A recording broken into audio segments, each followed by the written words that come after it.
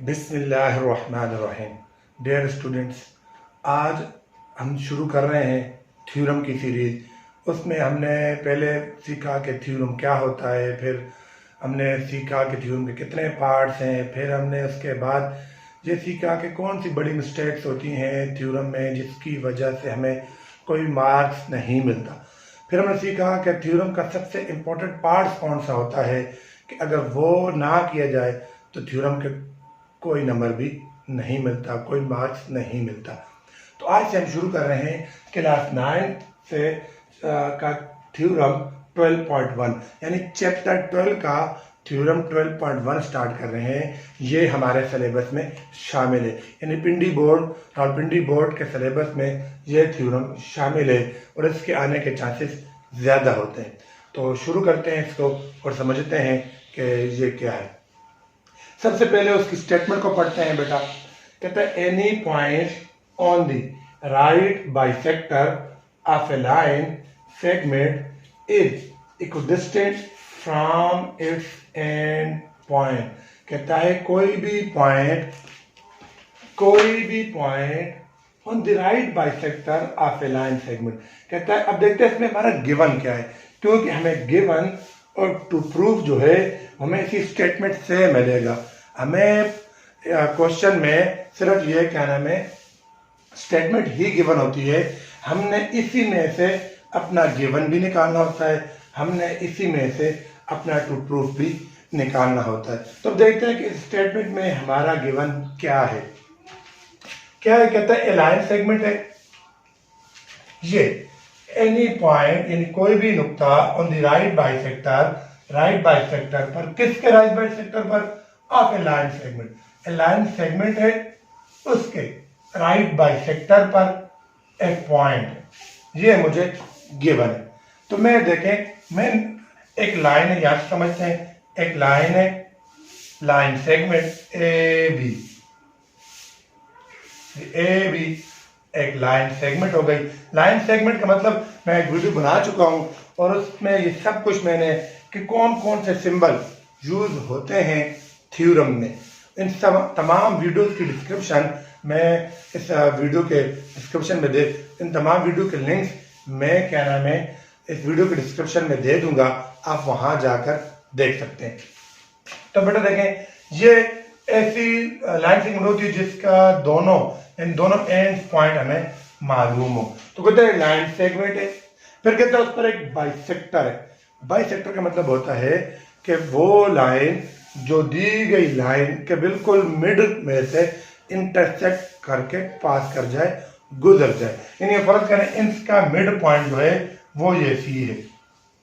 तो अब ये क्या हो जाएगा, ये बाइसेक्टर है। अब फर्ज करें ये बाइसेक्टर है, ये भी मिड में से गुजर ही ना है, ये भी बाइसेक्टर है, ये भी बाइसेक्टर है, ये भी बाइसेक्टर, ये सारे इसके बाइसेक्टर है। लेकिन वो कह रहा है राइट बाइसेक्टर, यानी वो बाइसेक्टर जो कि इस ए बी के साथ 90 का एंगल भी बनाए, बाइसेक्टर भी हो, बिल्कुल मिड पॉइंट में से वो लाइन गुजर भी रही हो और वो लाइन इस ए बी के साथ 90 का एंगल भी बना रही हो। ये मुझे एक्स्ट्रा इंफॉर्मेशन यानी गिवन है। तो अब आप देखिए, अब हमारी लाइन कैसे बनेगी। ए बी ये हमारी लाइन हो गई, ये उसका मिड पॉइंट हो गया, और कौन सी लाइन जो इस पर बिल्कुल 90 का एंगल बना है। अब ये यहाँ पर 90 का एंगल बना रही है, ये मुझे गिवन है और इसको मैं कह देता हूं एल एम एल। ठीक हो गया बेटा। और फिर कहता है any point on the right bisector, यानी इस राइट बाइसेक्टर पर कोई भी पॉइंट, चाहे ये पॉइंट ले लें, ये पॉइंट ले लें, ये पॉइंट ले लें, ये पॉइंट कहीं पर भी ले लें, क्योंकि ये तो लाइन है और लाइन वो होती है कि जिसके एंड पॉइंट नहीं होते। अब ये एल एम एक लाइन है, एक बाइसेक्टर है कि जिसके एंड पॉइंट हमारे पास नहीं है। ठीक हो गया बेटा। अब देखें, इसी को ना मैंने, क्योंकि फिगर सबसे इंपॉर्टेंट पार्ट होता है थ्योरम का, तो मैंने फिगर को अच्छे से यहाँ पर अलग ड्रा किया हुआ है। देखिए ए बी एक लाइन सेगमेंट है, एल एम एक उस पर बाइसेक्टर है, राइट बाइसेक्टर है, और सी उसका मिड पॉइंट है, और पी जो है वो कोई भी पॉइंट है। ये पी मैंने ये पॉइंट ले लिया है, थोड़ा इसको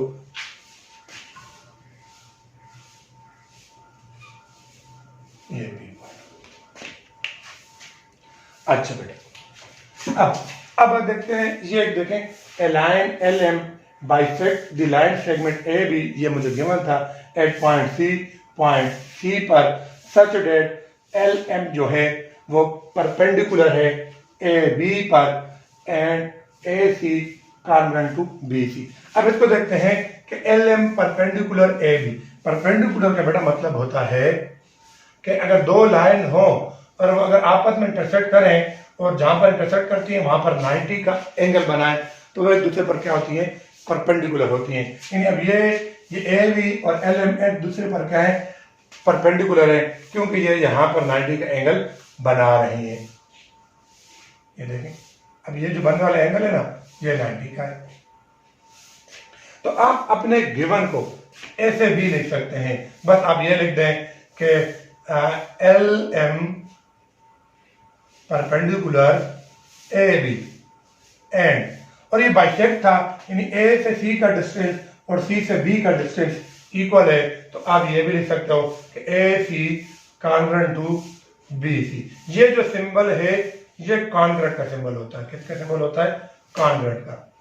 ये वाला ये बड़ा जो सिंबल है ना, ये किसका सिंबल है, कॉन्ग्रुएंट का।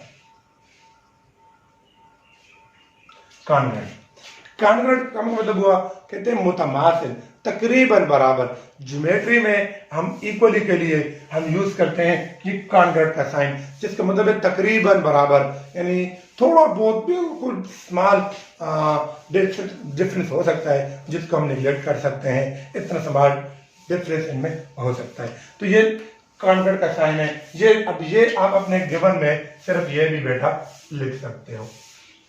बजाय अगर आपको ये लिखना मुश्किल लगता है तो आप बस L M perpendicular to A B and A C congruent to B C, ये आप लिख सकते हो।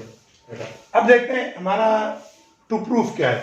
हमने प्रूफ क्या करना है, ये थोड़ा मैं रेज कर दूं।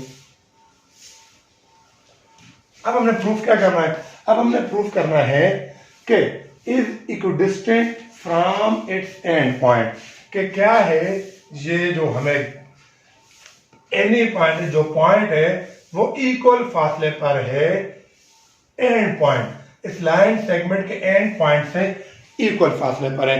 यानी हम इस राइट बाइसेक्टर पर कोई भी पॉइंट है, जो मैंने पॉइंट लिए हुए हैं, ये अब इस ए बी के एंड पॉइंट पर इक्वल डिस्टेंस पर होंगे। यानी यहाँ से यहाँ का डिस्टेंस और यहाँ से यहाँ का डिस्टेंस इक्वल होगा, यहाँ से यहाँ का डिस्टेंस, यहाँ से यहाँ का डिस्टेंस इक्वल होगा।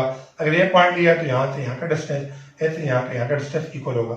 अगर ये पॉइंट ले लिया है तो इधर से इधर का डिस्टेंस और इधर से इधर का डिस्टेंस ये इक्वल होगा। ये मैंने प्रूफ करना है, ठीक है। तो ये मेरा प्रूफ हो गया, यानी पी पॉइंट लिया, पी से ए का डिस्टेंस और पी से बी का डिस्टेंस इक्वल होना चाहिए, ये मैंने प्रूफ करना है। कंस्ट्रक्शन पर आ जाते हैं। टेक अ पॉइंट, यानी पॉइंट लिया पी ऑन एल एम पर ज्वाइन पी विद ए, कि पी को ए से मिला लिया, यानी इस पी को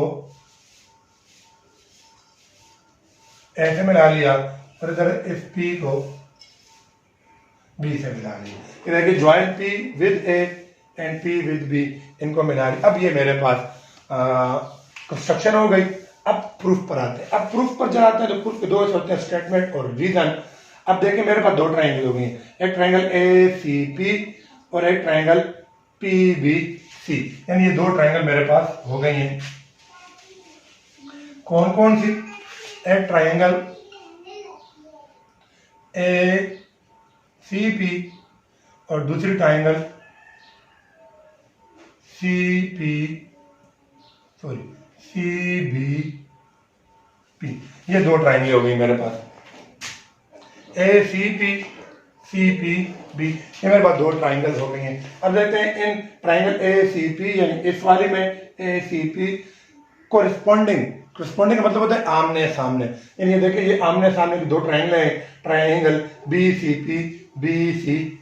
पी अब देखते हैं जब दो ट्राइंगल कोरस्पोंडिंग हो तो हमने चैप्टर 10 में हमने पढ़ा था कि दो ट्राइंगल्स में अगर टोटल 6 पार्ट्स होते हैं, किसी भी ट्राइंगल के 6 पार्ट्स होते हैं, 3 इसके एंगल, यानी एक ये एंगल, ये एंगल है, ये एंगल, और 3 इसके साइड, एक ये साइड, एक ये साइड और एक ये साइड। तो किसी भी ट्राइंगल के 6 पार्ट्स होते हैं। तो अगर हमारे पास 6 पार्ट्स इसके और 6 पार्ट्स इसके, तो अगर हमारे पास कोई से 3 जो पार्ट्स है ना, यानी एंगल या साइड या कुछ भी, या साइड या एंगल दोनों मिलकर कोई से 3 पार्ट्स दूसरी ट्राइंगल के 3 पार्ट्स के इक्वल आ जाए, तो फिर हम कहेंगे कि वो सारे ट्राइंगल ही आपस में कॉन्ग्रुएंट है, आपस में बराबर है। उनका हर एक पार्ट्स, हर एक साइड कोरिस्पोंडिंग साइड के, हर एक एंगल कोरिस्पोंडिंग एंगल के बराबर होता है। ये चैप्टर 10 के थ्योरम्स हैं, उन्हीं को लेकर चलते हैं। अब देखते हैं हमने कोई सी 3 चीजें सेम लेके आनी है। पहली बात देखें, ए सी कॉन्ग्रुएंट टू बी, ये गिवन है, यानी ए से सी का डिस्टेंस और सी से बी का डिस्टेंस इक्वल है। ये हमें गिवन है क्योंकि ये मिड पॉइंट था लाइन सेगमेंट का, तो इधर मिड पॉइंट से इधर और मिड पॉइंट से उधर का डिस्टेंस सेम ही होना चाहिए, ये मुझे गिवन है। और एक ये चीज मेरे पास आ भी गई है, यानी एक साइड मेरे पास आ गया कि जो दोनों में इक्वल है। फिर angle A C P is congruent to angle B C P, यानी हमेशा याद रखें जिस एंगल को हम जिस पॉइंट पर, जिस वर्टेक्स पर एंगल बन रहा होता है ना, उसको दरमियान में लिखते हैं। अब ये सी पर एंगल बन रहा है तो सी को दरमियान में लिखा, तो वो कह रहा है कि इस ट्राइंगल में सी पर बनने वाला एंगल वो इक्वल है इस ट्राइंगल पर सी पर बनने वाले एंगल। क्यों इक्वल है? क्योंकि ये गिवन क्यों है, ये देखिए राइट बाइसेक्टर है। राइट बाइसेक्टर ये है कि एक तो उसको मिड में से इंटरसेक्ट कर रहा था, दूसरा वो 90 का एंगल भी बना रहा था। तो हमें पता है कि ये पूरा एंगल 180 का होता है, यानी तो अब इसमें से जब बिल्कुल मिड में से कोई चीज ने इंटरसेक्ट किया और इधर भी 90 का है तो इधर भी 90 का है, तो 90 प्लस 90 180, तो मतलब ये दोनों एंगल आपस में इक्वल, यानी ये भी 90 का बन रहा है कॉन्ग्रुएंट टू ये भी 90 का बन रहा है। तो ये दो चीजें हो गई, यानी एक साइड और एक एंगल। तीसरा अब देखें, ये पी सी जो साइड है ना, पी सी साइड, ये इसका भी हिस्सा है और ये पी सी साइड जो है ये इस ट्राइंगल का भी हिस्सा है, यानी ये दोनों में है। तो जब पी सी इसका भी है और पी सी इसका भी है, तो मतलब ये है कि लाजमी पी सी, अगर ये 20 हुआ तो ये भी पी सी है, तो ये भी फर्ज करें 20 है, 20 इक्वल हो गया। तो P C is congruent to P C, और ये क्या है, कॉमन है। ये 3 चीजें बेटा देखें आ गई इक्वल। जब 3 चीजें इक्वल आ गई तो इसका मतलब यह है कि ये दोनों ट्राइंगल आपस में, इनका हर एक साइड, हर एक एंगल आपस में इक्वल है। तो मैंने भी लिख भी दिया है कि देयरफॉर, यहां पर आप लिख दें therefore triangle A C P is congruent to, congruent का मतलब है तकरीबन बराबर है ट्राइंगल बी सी पी के। और ये कहां से आया, ये साइड एंगल साइड पोस्टुलेट है। ये चैप्टर 10 का थ्योरम है। किसका थ्योरम है? चैप्टर 10 का थ्योरम है कि जिसमें दो साइड और उसके कोरिस्पोंडिंग एंगल जो है वो सेम हो जाए तो फिर दोनों ट्राइंगल्स आपस में सेम होंगी, कॉन्ग्रुएंट होंगी। तो बस जब सब कुछ आपस में, ये एंगल लेट सपोज मैं फर्ज कर देता हूं, ये एंगल इस एंगल के इक्वल हो गया, ये एंगल इस एंगल के इक्वल हो गया, तो फिर मतलब ये हुआ कि ये साइड इस साइड के इक्वल है, तो फिर P से A का डिस्टेंस और P से B का डिस्टेंस इक्वल होगा, hence PA is congruent to P। ठीक हो गया बेटा। तो ये आज का हमारा थ्योरम था, हमने प्रूफ कर लिया। ये हमें गिवन था कि LM, एक बार रिवाइज करता हूं, LM परपेंडिकुलर है AB पर, और ये देखिए LM परपेंडिकुलर AB पर, और क्या गिवन है AC इक्वल टू CB, ये मुझे गिवन था।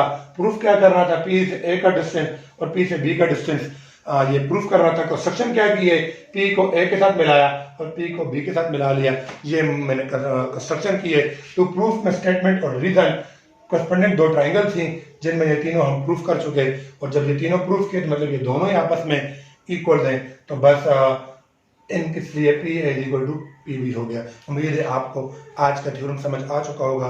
मिलते हैं इंशाल्लाह नेक्स्ट 12.2 थ्योरम के साथ। अल्लाह हाफ़िज़।